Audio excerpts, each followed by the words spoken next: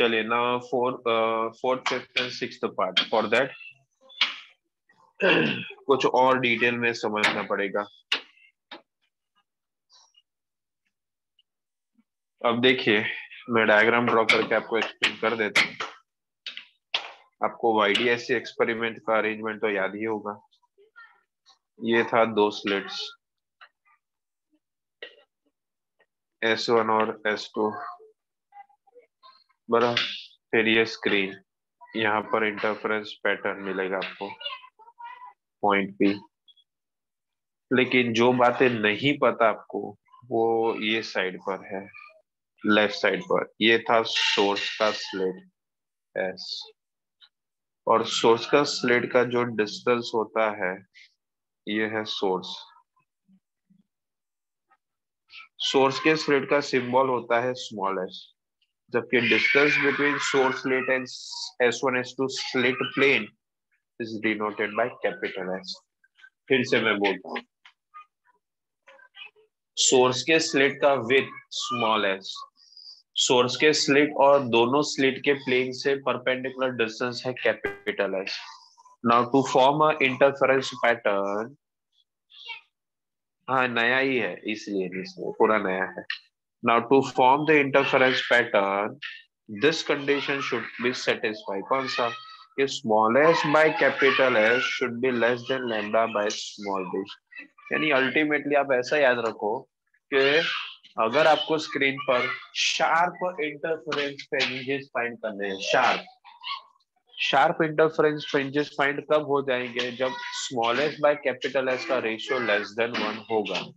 Small s by capital S less than 1 होना चाहिए। फिर से स्मॉल s क्या है? सोर्स का विड्थ, सोर्स स्लिट का विड्थ।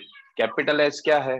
सोर्स स्लिट के और S1 S2 स्लिट के प्लेन से परपेंडिकुलर का डिस्टेंस, ठीक है। और शार्प फ्रिंजेस के लिए कंडीशन ये है कि small s by capital S का रेशियो हमेशा आना चाहिए लेस देन 1 या less than lambda by small d, ठीक है। चलिए, तो Rucha ji B part read करो आप। The source slit is moved closer to the double slit plane.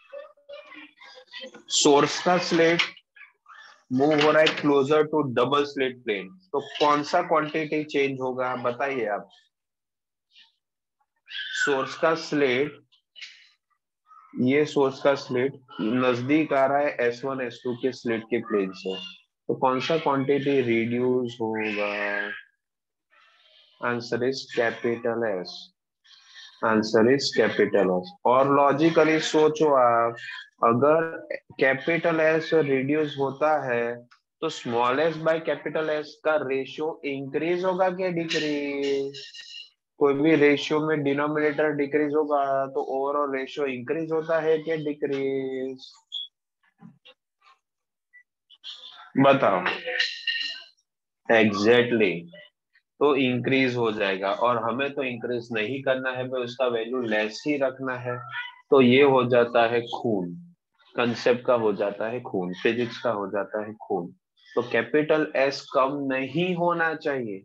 अगर कम हो गया तो फिर आपको स्क्रीन पर शार्प इमेजेस नहीं मिलेंगे, थोड़े से ब्लर इमेज मिलेगा। यानी कि अभी देखिए स्क्रीन पर ये डायग्राम आपको दिखना चाहिए, ये है शार्प फ्रिंज, जैसे परफेक्ट वर्टिकल और डिस्टिंक्टली है, जबकि ये है ब्लर फ्रिंज। तो अगर आपका कैपिटल S स्मॉल हो गया तो शार्प फ्रिंज से आपको मिल जाएगा ब्लर फ्रिंज। ये आपको नहीं चाहिए, आपको शार्प फ्रिंज चाहिए। तो कैपिटल S इम्पैक्ट होना चाहिए इंक्रीज, डिक्रीज नहीं होना चाहिए। तो ये था D part. D part clear सबको? Fourth question clear? Fourth question का फोर्थ क्वेश्चन डी पार्ट। चलो Rucha ji next part, fifth part. The width of the source slit is increased. The width of the source slit is increase, यानी कौन increase हुआ?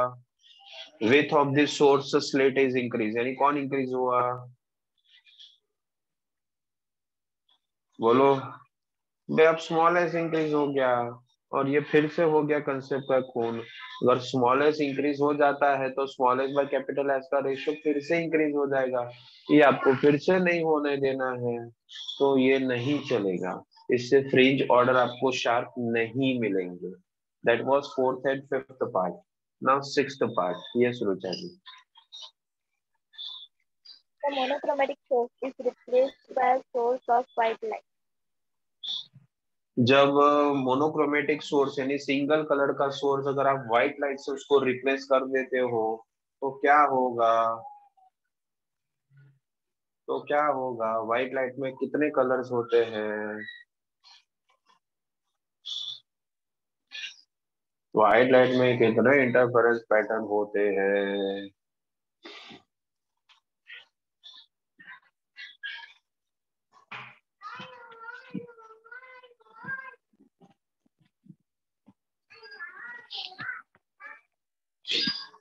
Yes.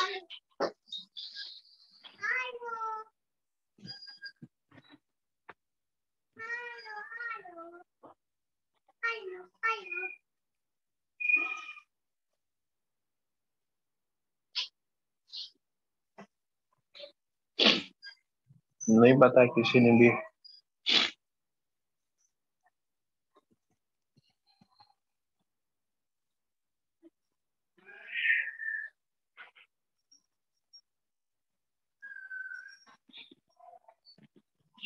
देखिए मेरे पास एक diagram है, उससे आपको इजीली पता चल जाएगा।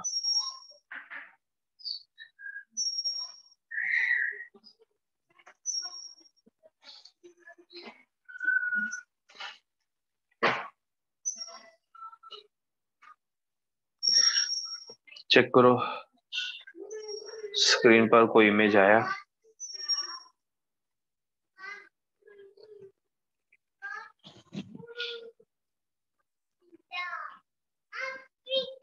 बे आया होगा ला, ट्रैफिक जाम होगा ना इसलिए नहीं आया होगा। देख पाया भी?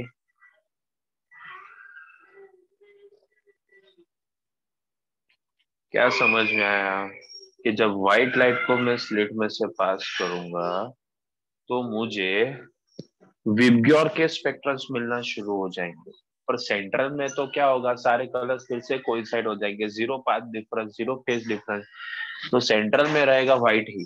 लेकिन आप देखो फर्स्ट ऑर्डर ऑफ दोनों के फर्स्ट फर्स्ट ऑर्डर आप देखो स्पेक्ट्रम का आपको मिला, तो आखिर में कौन सा कलर आया देखिए तो रेड। और सेंट्रल के सबसे नजदीक में कौन सा कलर आया? वायलेट। और ये तो ऑब्वियस सी बात थी ना यार, क्यों? क्योंकि देखो सेंट्रल यानी जीरोथ ऑर्डर से फर्स्ट नियरेस्ट कलर कौन सा है? वायलेट। यानी एक्स जो डिस्टेंस होता था ओ और पी का, वो एक्स डिस्टेंस किसका कम है? वायलेट का। डिस्टेंस कम यानी वेवलेंथ कम, तो ये तो आप जानते हो वेवलेंथ मिनिमम किसका होता है? रेड का, वायलेट। तो आंसर इज वायलेट। यानी वायलेट कलर सबसे नजदीक रहेगा, रेड सबसे दूर चला जाएगा। तो व्हाइट लव जब आप लोगे, व्हाइट लाइट जब आप लोगे तो आपको ऐसे विबग्योर्स के स्पेक्ट्रम्स मिलना शुरू हो जाएंगे, dark bright dark bright dark bright. लेकिन सबसे नजदीक वाला कौन सा कलर होगा? ये सेंट्रल मैक्सिमा से वायलेट। और सबसे दूर कौन सा होगा? Red. Is this concept is clear? तो फिर टेक्स्ट बुक में से गलत आंसर रीड करते हैं, टेक्स्ट बुक में पूरा गलत दिया है। ये क्लियर है कंसेप्ट? तो देखिए अभी टेक्स्ट बुक वाले क्या कहते हैं, टेक्स्ट बुक वाले खून कर देते हैं जो भी हमने सीखा उसका। अ,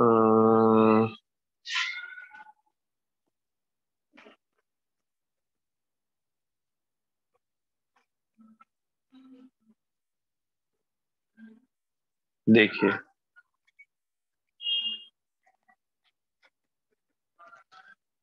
ये लास्ट पॉइंट पढ़ो आप लोग। अनिरुद्ध भाई रीड कर फटाफट। Thus, the fringe closest on the either side of the central white fringe is red and the farthest will appear blue. After few fringes, no clear fringe pattern is seen. So that is absolutely wrong. अब अनिरुद्ध भाई हाँ nearest वाला violet कर दे और farthest वाला red कर दे और statement read कर। Thus, the fringe closest on either side of a central white fringe is violet and the farthest will appear red. After a few fringes, it's same as written, sir. वो save रहेगा। No clear fringe pattern is seen.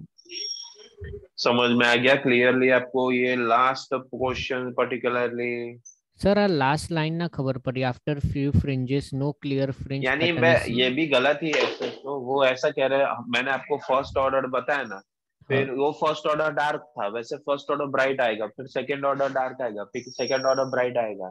फिर जैसे जैसे जैसे आप दूर जाओगे तो वो जो डार्क ब्राइट के फ्रिंजेस पैटर्न्स मिलते थे ना, उसका इंटेंसिटी धीरे धीरे रिड्यूस होने लगेगा। अब समझ में आया? इसलिए ये लोग कह रहे हैं कि after few fringes no clear fringe pattern is seen, यानी ब्लरिंग इफेक्ट आ जाएगा, इंटेंसिटी लो हो जाएगा। अब क्लियर?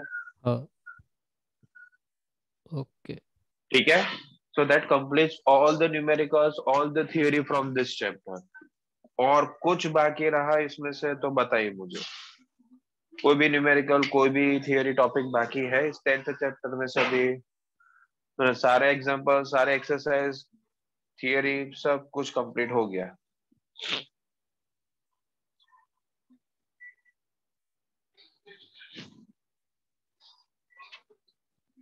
एडिशनल क्वेश्चंस जितने करने थे उतने तो अभी सब मैं कर लिए, फिर फालतू के है वो भी, उसमें टाइम वेस्ट नहीं करना है। जितने इंपॉर्टेंट क्वेश्चंस थे वो मैंने आपको करवा दिए। तो फिर कल से नया चैप्टर शुरू कर लेंगे, तो रिकॉर्डिंग स्टॉप कर दे भाई।